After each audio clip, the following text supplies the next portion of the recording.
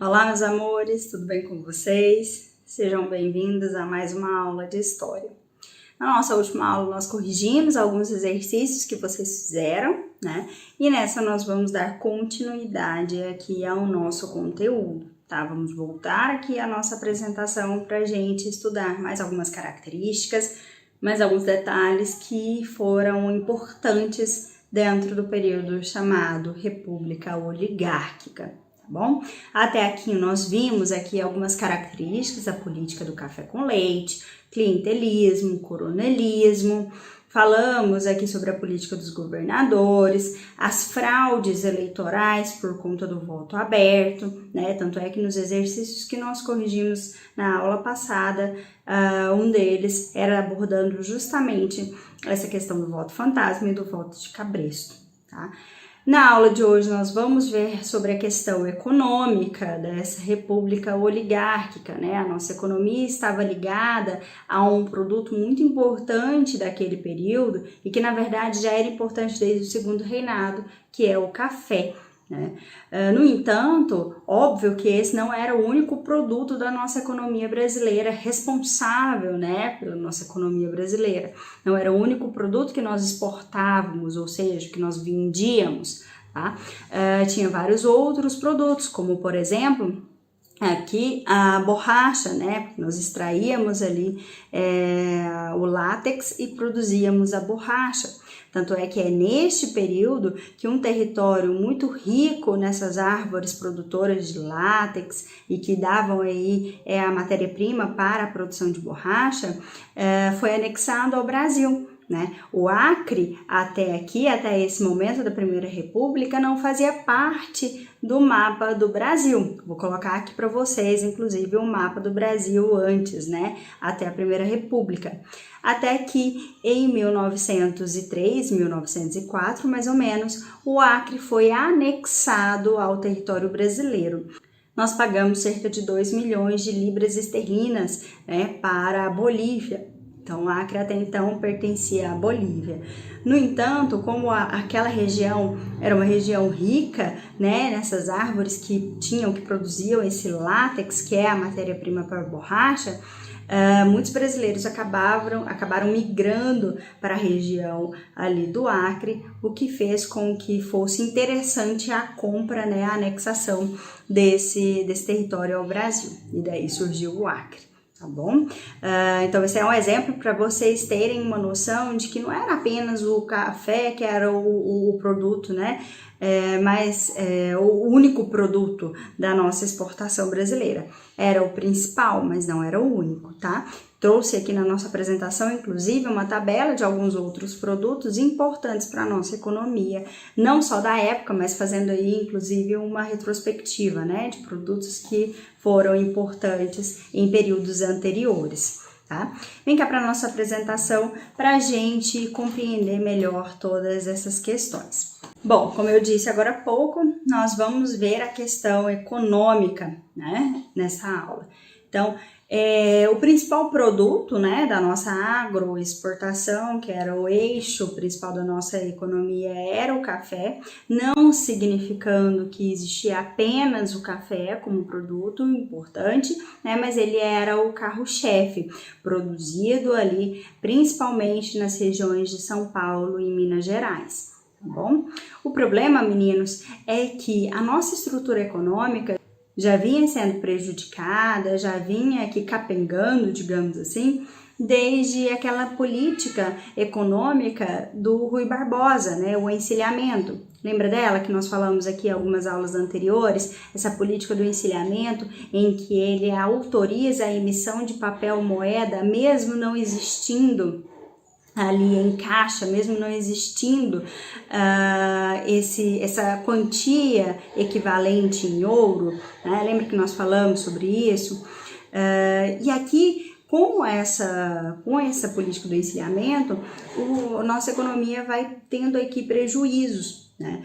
Isso faz com que a gente aumente cada vez mais a nossa dívida externa. Então, como a gente tinha problemas financeiros, né, a gente precisava resolver isso e nós não tínhamos mais dinheiro, nós precisávamos fazer alguns empréstimos. Principalmente com a Inglaterra, né? Nós pegamos dinheiro emprestado com a Inglaterra quase que a nossa história do Brasil inteira, né? Desde que nós éramos colônia, Portugal pegava dinheiro emprestado com a Inglaterra.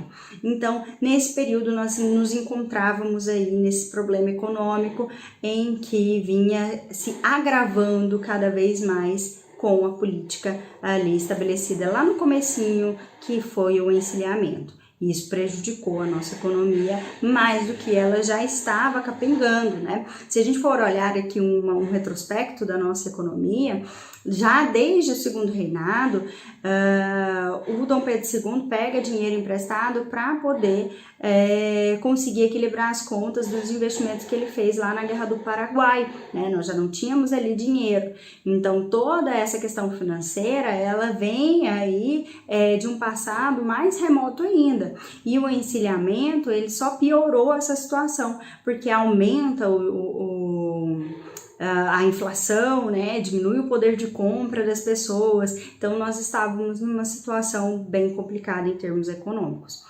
Por isso, foi necessário que se fizesse o Fund Loan, né? Isso aconteceu já lá em 1898. Nós chamamos também isso de moratória. O que significa isso? Significa que foi necessário renegociar a dívida brasileira. Como assim? Como assim? O que aconteceu? Qual é essa estratégia do Fund Loan que seria aí a salvação para a nossa economia naquele período? Vou dar um exemplo bobo, tá? Que faz com que vocês vão ajudar vocês a entenderem. Vamos supor, você deve para várias pessoas uma quantia diferente. Você deve para o seu pai R$10, você deve para sua mãe mais R$10, para sua irmã mais R$10, né? Então você saiu aqui pedindo dinheiro emprestado, picadinho para várias pessoas. Juntando esse montante, vamos supor que você deve R$100, né? Para fulano, para ciclano, juntando tudo você deve R$100. Só que você tem interesse em pagar todas essas pessoas para que você não tenha tantas cobranças assim divididas, né? Você quer pagar essas pessoas, só que você não tem dinheiro. Então o que você faz? Você chega para uma pessoa, por exemplo, para o seu pai e vai negociar com ele. Olha, eu tenho uma dívida de R$100, um montante de R$100. Eu devo 10 para você, 10 para ciclano, 10 para Beltrano e assim sucessivamente. Todas essas dívidas computam R$100. Só que eu quero quitar elas. Tem como você me emprestar essa quantia e mais um tanto para eu poder sobreviver? E aí eu vou te pagando, obviamente, vou te pagar isso aqui com juros, vou te pagar com todas essas condições que você me colocar. E aí o seu pai faz o seguinte: não, então beleza, vou te emprestar R$150, mas eu vou te emprestar com juros por mês a, sei lá, 3%. Né? Então, você vai me pagar todo mês 3% em cima de 150 que eu tô te emprestando, até você me pagar o valor que eu te prestei, os 150. Pode ser? E aí você, como tá desesperado para poder pagar todas essas contas, porque as pessoas ficam te cobrando, e vai contando mais juros, então você aceita isso. É justamente isso que aconteceu aqui com o Fund Loan, né? Com essa dívida, com essa moratória. O Brasil devia para uma série de países picadinho, devia um tanto para a Inglaterra, devia outro tanto para outro país, enfim, devia para vários países, né, só que com menores dívidas, não era um valor tão alto como o que ele vai pedir, óbvio que eram valores altos, mas não quanto ele vai pedir de empréstimo agora.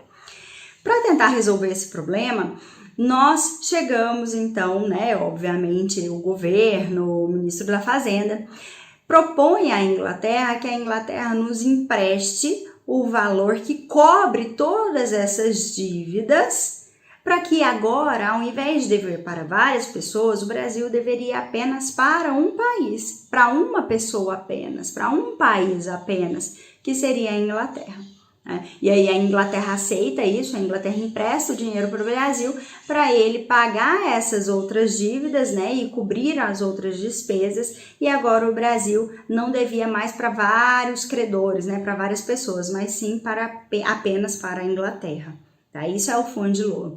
Então, ao invés de dever para vários países, para vários credores, agora nós devíamos apenas para a Inglaterra. Pedimos o montante da nossa dívida emprestado para a Inglaterra, mais um tanto, que era para a gente gerar a nossa economia, mas agora a gente devia só para a Inglaterra. Isso é moratória, isso é o fundo de Lula, né? Então você pega um montante maior do que aquilo que você deve para você pagar essas pessoas que você deve, e você agora vai ficar apenas com uma dívida, maior, mas apenas com uma dívida, tá?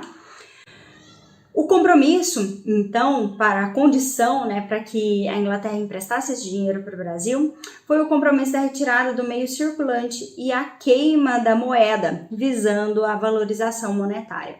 Olha que coisa louca! Com o objetivo de valorizar a moeda, né, uma vez que a emissão dessas moedas lá nessa política do encilhamento fez com que o dinheiro se desvalorizasse, aumentasse a inflação, diminuísse o poder de compra das pessoas, agora a estratégia era queimar esse dinheiro, pegar esse papel moeda que foi impresso sem ter o lastro, né, ou seja, sem ter o valor equivalente ali nos cofres públicos. Então eu retiro esse papel moeda do mercado e eu queimo, literalmente queimo o dinheiro, porque com isso eu acabo valorizando a minha moeda, valorizo o meu dinheiro. Tá? É pensar isso na lógica de mercado, como por exemplo, né, a lei da oferta e da procura. Quando está na época de colheita do tomate, né, eu tenho muitos tomates no mercado, então geralmente o tomate fica mais barato, porque eu tenho muita oferta, tenho muitos tomates no mercado, então ele acaba ficando barato. Mas quando, por exemplo, a época de chuva e acaba com as plantações de tomate, então eu tenho pouco produto no mercado, pouco tomate, esse tomate vai ser mais caro. Então eu tenho pouca oferta, então eu aumento o meu preço. Essa é a lógica aqui para essa queima de dinheiro, tá? Literalmente queima-se dinheiro nesse período, na expectativa de que houvesse uma valorização dessa moeda, tá? Beleza, meninos, entenderam? Se tiver ficado ainda mais alguma dúvida, mande mensagem lá no WhatsApp, que eu não quero que vocês fiquem com dúvidas em relação a essa questão financeira, tá bom? Tem mais ainda um detalhe, né? Quando ali ocorre a proclamação da República, começa a haver um trabalho do governo para uma certa industrialização no nosso país. A industrialização, de fato, acho que eu já até falei isso para vocês, vai se consolidar, vai existir de fato apenas lá com Getúlio Vargas. Mas isso não quer dizer que essas indústrias fossem aos poucos se desenvolvendo aqui no Brasil nesse período da Primeira República, tá bom? Então ali, por exemplo, em São Paulo, Minas Gerais, eu tenho algumas indústrias sendo instaladas ali, né? Com o fim da escravidão, isso se tornava mais possível de acontecer. Então eu tenho a instalação de algumas indústrias, mas como eu disse para vocês, o sucesso, a industrialização de fato do Brasil só vai acontecer lá na frente, lá no período de Getúlio Vargas. Mas para trabalhar nessas indústrias, foi preciso também que o governo intensificasse a vinda de imigrantes aqui para o Brasil. Então, vem imigrantes de várias nacionalidades, italianos, turcos, né, espanhóis, enfim, vem de várias regiões do mundo imigrantes para virem trabalhar aqui nessas fábricas, para trabalhar nessas indústrias e se tornar aqui operários, tá?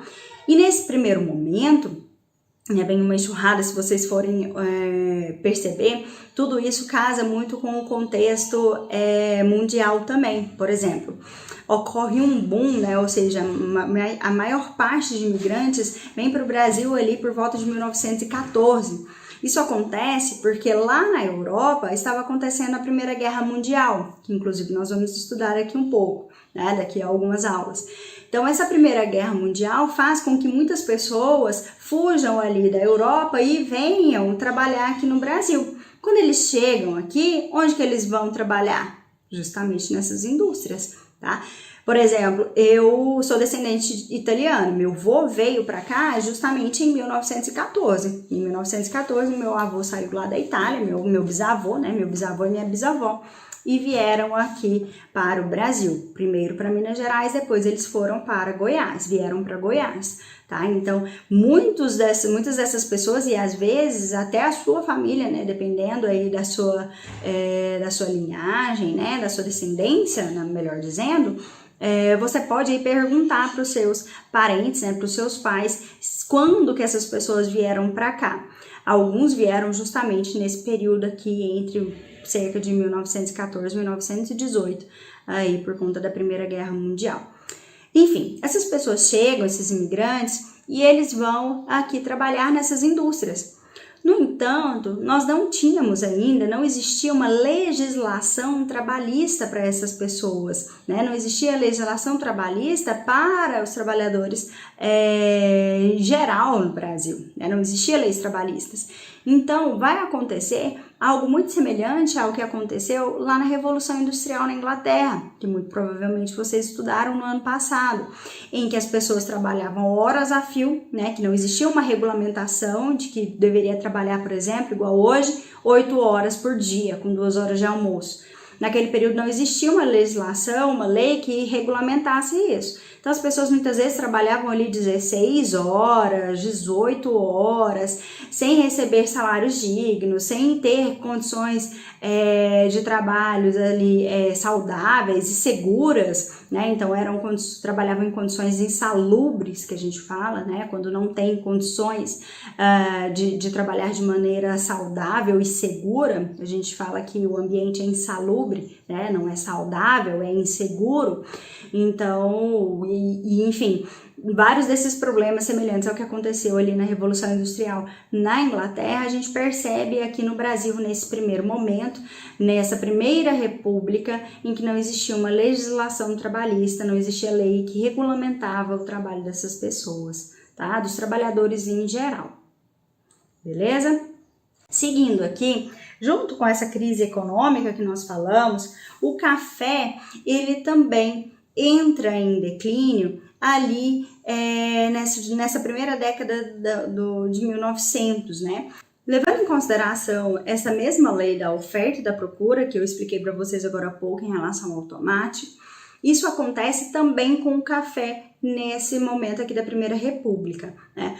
Aumenta-se muito a produção de café, então vários cafeicultores aqui aumentaram a sua produção, aumenta o terreno de plantação, aumenta a quantidade de café produzido. Então eu tenho muito café no mercado. O que acontece com o preço desse café? Assim como o do tomate, quando eu tenho muito tomate no mercado, o preço vai lá para baixo. Isso faz com que os cafeicultores tenham prejuízo, né? Então eu tenho muito café no mercado com um valor baixo e isso traz prejuízo para esses cafeicultores. Como nós estamos falando de uma elite, de uma oligarquia que comandava o Brasil, esses cafeicultores não admitiam esse prejuízo, né? Então nós vamos ter aqui a realização de uma reunião que vai se chamar Convênio de Taubaté, né? Eles se reuniram numa cidade do interior de São Paulo chamada Taubaté para discutir quais estratégias deveriam ser adotadas pelos cafeicultores e pelo governo para que esses cafeicultores não saíssem no prejuízo. Esse convênio de Taubaté acontece no ano de 1906, né? E ali eles vão discutir e vão elaborar um plano de valorização artificial do café. Como eu disse para vocês, essa oligarquia, né, os produtores de café sustentavam esse governo, esse sistema dessa república oligárquica. Então o governo percebe que ele precisa ajudar, precisa resolver essa questão, porque senão ele perderia o apoio dessas pessoas que eram tão importantes para sustentar toda aquela lógica, né, da República do Café com Leite, e enfim, esse período da Primeira República.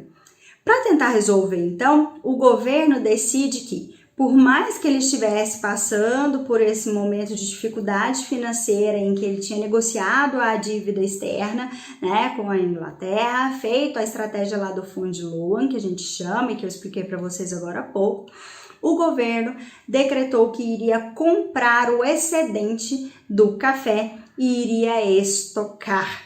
Então, o governo tira dinheiro de onde não existia, de onde não podia, tudo para que os cafeicultores não saíssem no prejuízo e eles não perdessem o apoio aí desses cafeicultores no governo, tá? Então, o governo compra esse café em excesso produzido pelos cafeicultores com a condição de que eles não deveriam mais aumentar nem 1 milímetro da sua terra para a produção de café, né? E o governo vai estocando esses excedentes. E aí acontece o que eu acho para mim um dos maiores pecados que poderia ter acontecido nesse período, é que o governo vai queimar este café. Então, na tentativa de valorizar o café, o governo compra o excedente de café desses cafeicultores e aí ele queima esse café, diminuindo a quantidade de café que tinha no mercado para que o preço voltasse a subir. Essa era a ideia. Tá bom? Então, o governo compra esses excedentes de café e estocava. No final das contas, já não tinha mais nem onde estocar, eles começam a queimar esse café. Então, aqui ao lado tem uma charge representando aí esse pecado, né, que era aí de queimar esse excedente desse café, ok? Espero que vocês tenham entendido. Vou deixar aqui em anexo um texto para vocês responderem, tá? Sobre a questão da imigração, dos imigrantes no Brasil. Espero que vocês tenham entendido. Qualquer dúvida, deixe mensagem lá no WhatsApp para a gente ir conversando, tá bom? Grande beijo e até a próxima. Tchau, tchau.